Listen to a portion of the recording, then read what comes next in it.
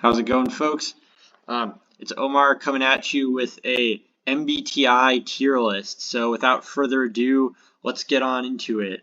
Coming in at the bottom of F tier, we've got the ISTP. And listen, I know what you're going to be saying, but honestly, this class is completely overhyped.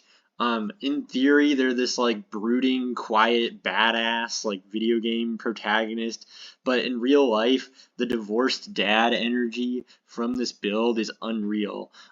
They really don't do well in the current meta, and frankly, they need massive buffs to compete with the rest of the player base. Coming in just above the ISTP, we've got our E-boys and E-girls, our ISFPs. This is a roleplay only build. They have the coolest looking characters in the game, bar none, due to their min-maxing of the fashion sense ability score. However, they're the equivalent of picking the sick looking cosmetic item that has horrible stats. Like they just don't do well in the current meta, and honestly, they've never done particularly well in any meta. Rounding out F tier, this one's a bit unfortunate, but the ESFP. Here's the thing about the ESFP is it's really fun to play an ESFP character, but only in the early game. After about a quarter of the way through your playthrough, you're going to be hit hard by the consequences of your own actions debuff, and then it's just all downhill from there. But no, don't worry. That face tattoo is going to look great in 20 years. Coming in at the bottom of D tier, we've got the ISFJ. They're the dedicated support build and the Stockholm trifix of MBTI. Yeah, not much else to say about this build. FE in the second slot is unfortunately kind of weak compared to FE in the first slot. It mostly makes you vulnerable to emotional manipulation debuffs as opposed to capable of casting emotional manipulation debuffs on other players. So definitely don't play this build. Coming in also in D tier, we've got our Cro-Magnons, our ESTPs. Here's the thing about ESTPs, they used to be incredibly dominant. They used to be top of the meta, especially in like the early builds of the game, like the Stone Age meta. They were just crushing the competition. However, after the Industrial Revolution, the invention of electricity, this build fell off just extremely hard.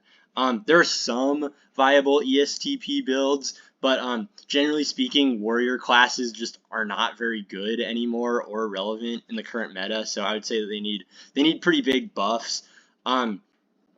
It's possible that in the climate-induced collapse update, which has been in the works for a little while, they might see some big buffs once more when they can start speccing into post-apocalyptic raider classes. But until that day, they're stuck floundering in D tier.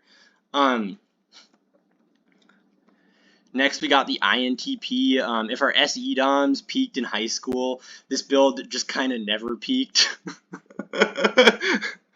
Players tend to spec into the Discord mod or overworked game dev class, which I don't know why. Neither of those classes are particularly strong. If you want to play an INTP, your only hope is to complete the sell out optional side quest, and then you might be able to spec into becoming a tech bro, which is actually a fairly powerful build in the current meta. But most INTPs don't make it that far, unfortunately.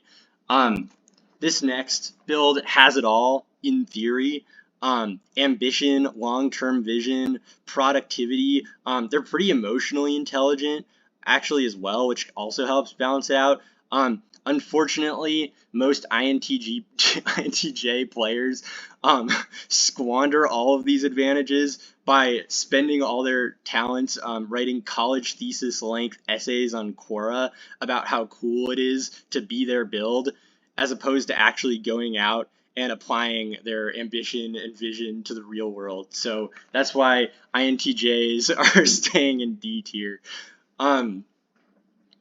Coming up at the top of D tier, or near the top, we got the ENFP class. There's actually a weird glitch in the game where almost every extroverted feeler player actually believes that they're playing an ENFP class, even though relatively few of them actually are. But honestly, if you've mistyped as an ENFP, you aren't missing much.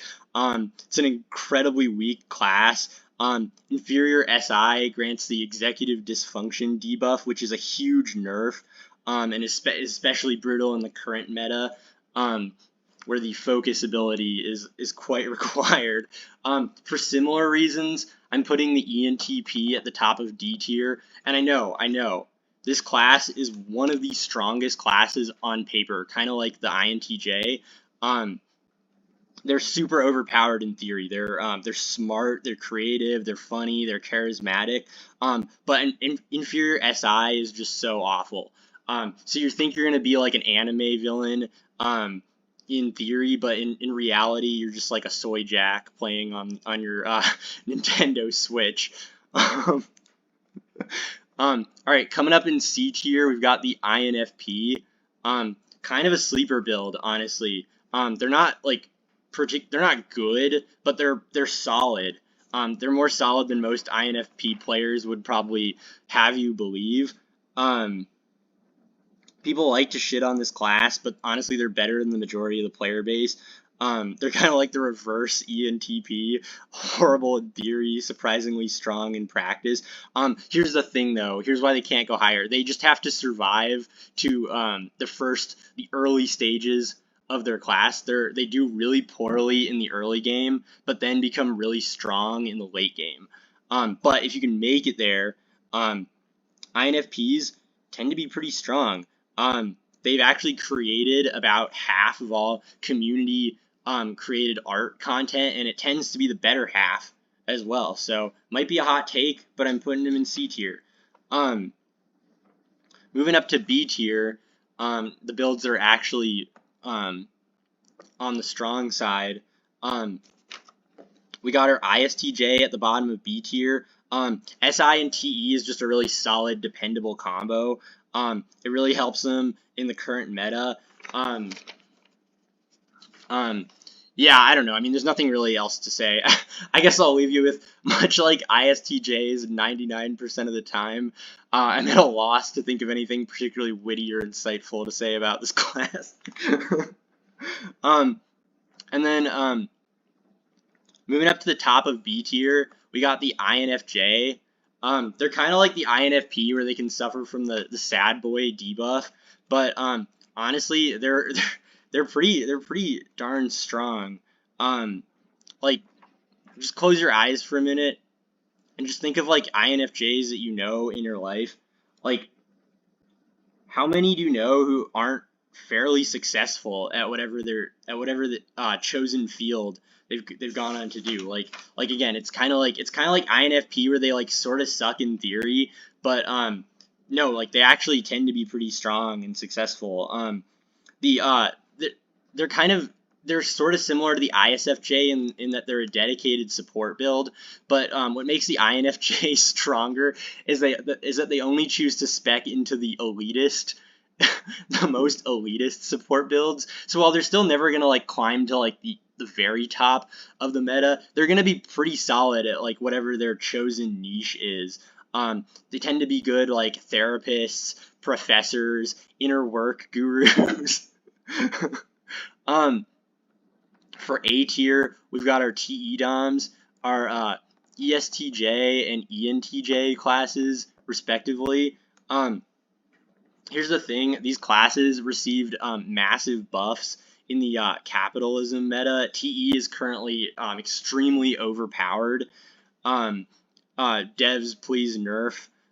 They can use the grind ability to rise to the top of the leaderboards. Between ESTJ and ENTJ, honestly, it's kind of a toss-up. I think ESTJ is definitely a more reliable build to play, but they can kind of have like mini-boss energy, if that makes sense. Whereas ENTJs tend to be a little more ambitious, but can kind of get too ahead of themselves sometimes and get sent to the jail server. which obviously you don't want to go into. But I'd say generally speaking, ENTJs like on average will probably edge out ESTJs, even though there's a bit more of that like risk reward factor to playing one. However, I think if you want to play the strongest build, why do well at the grind ability when you can just circumvent it altogether, and that's why we got our FE DOMs. At the top, I'm gonna put ESFJ just in like top of A tier because I can't in good faith justify putting them in S tier, but no, seriously, FE DOMs excel at casting emotional manipulation spells on other players, so they can let the other players do the work for them, which is honestly like brilliant, and it requires massive nerfs. While TE DOMs are working their asses off in their Sigma Ligma grind set, you can live, laugh, love your way to the fucking moon. Alright, that concludes my MBTI tier list. As a back-end disclaimer, this was for MBTI specifically, but you can convert this tier list to other Jungian cognitive function systems if you favor those. For fans of socionics, what you want to do is just keep everything the exact same as I have here, except claim that your tier list is way more in-depth and meaningful. And for fans of OPS, what you want to do is just invert everything at random and then add in 512 other random sub-tiers for increased granularity and scientific accuracy. Alright, that concludes my tier list. Thank you, and I'll see you next time.